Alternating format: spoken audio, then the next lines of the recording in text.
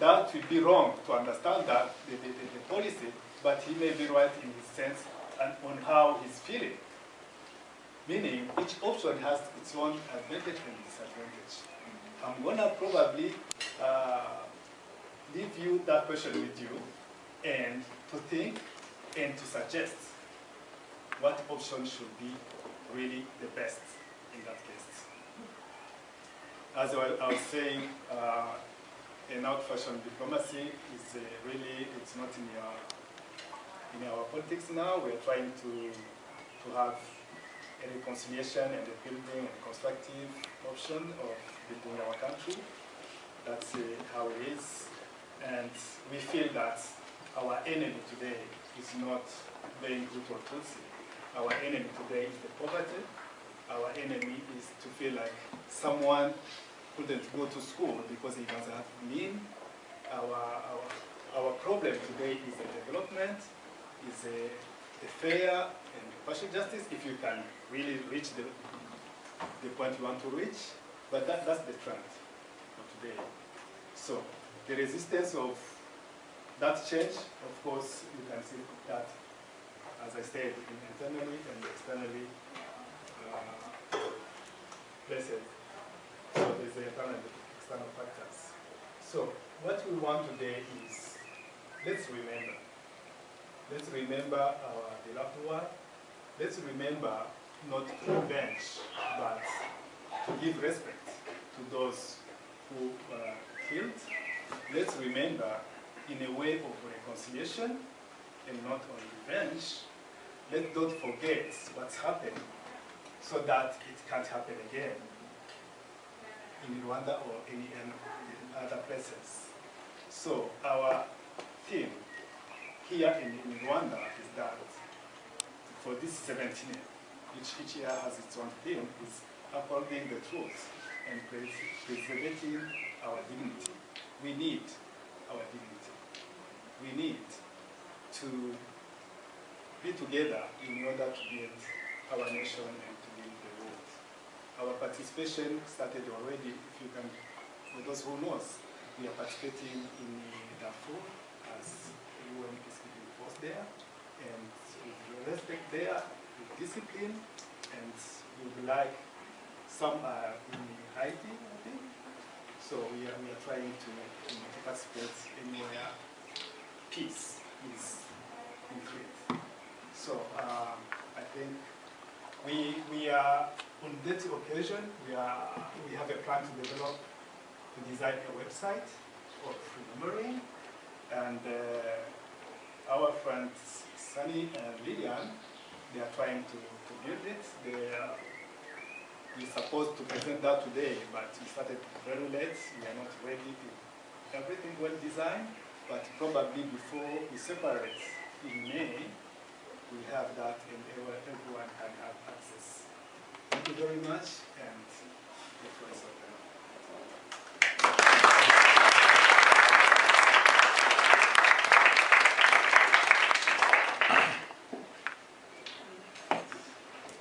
One of the drawbacks of promoting oneness is said to be that it denies that the genocide happened, and that's why I think this day is so important, because I think it counteracts the denial, because we're here today to acknowledge the past and what has happened, and every strategy you take from here is based on rebuilding a post-genocide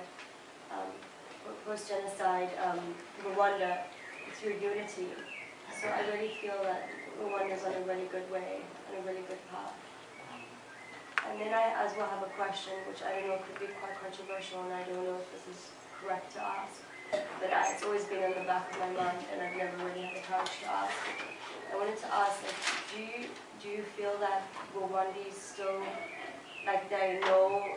they still hold that, they still have that identity very much? They know where, if their family was Hutu or Tutsi, and they know, and they think, they sort of, maybe if you still have this thought that I am Hutu or I am Tutsi, and when you meet people, if you think, are they Hutu or are they Tutsi, if that still crosses your mind, and if it's still like very much a reality in the head of Rwandese.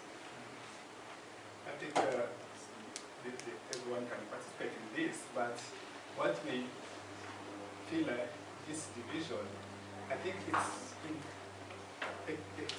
out of country, in the foreign countries where people are living and using probably as a political tool than inside of the country. I was telling someone that when I'm working with somebody, when I'm teaching a class of 600 people, when I go to the market or in malls, I can't feel that is a Hutu or Tutsi. I don't even remember that. I can't say that it's really out of mind of people. It may, but not at that extent. People think it's like. But outside of country, they are using that very much. But inside, if you go in Rwanda, you can go and if you ask even that question, someone is gonna feel like, why? Why do you ask me that? And when you go there, even me as a Rwandan, I may not know if someone is a Hutu or Tutsi today.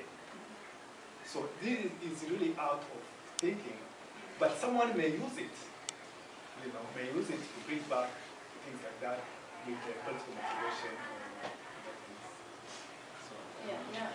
What I wanted to add is, yes, it is true that it may be like people may still identify themselves inside themselves, like I am Tutsi, I am Hutu.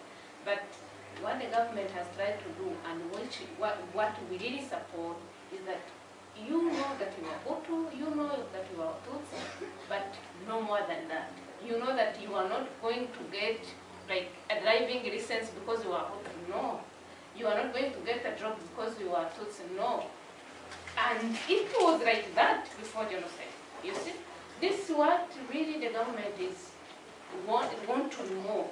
Like, for example, to get a job, I remember in primary school, like during the time of genocide, I was in like grade 4 primary school, and I remember the teacher coming in the class and saying, "Hutu, stand up. Tutsi, stand up." At 8 years old, and nobody knows. The kids are not aware if they are Tutsi or if they are Hutu.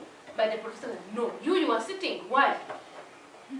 Tomorrow you have to come with the answer of this question." You see, like he wants you to know that you are Tutsi, or he wants you to know that you are Hutu, and tomorrow you have to respond to that question. This is the homework, you see.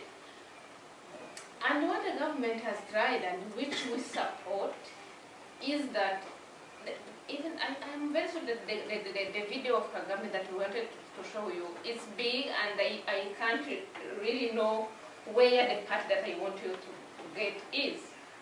But he was saying that, look, we don't prevent people to feel like they are Tutsi or Hutu, but they have to know that they are not going to get anything because they are simply Hutu or Tutsi.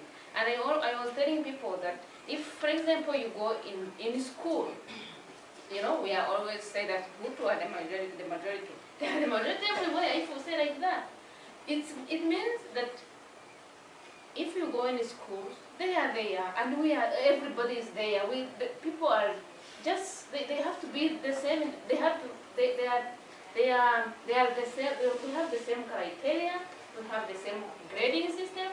We have the same everything.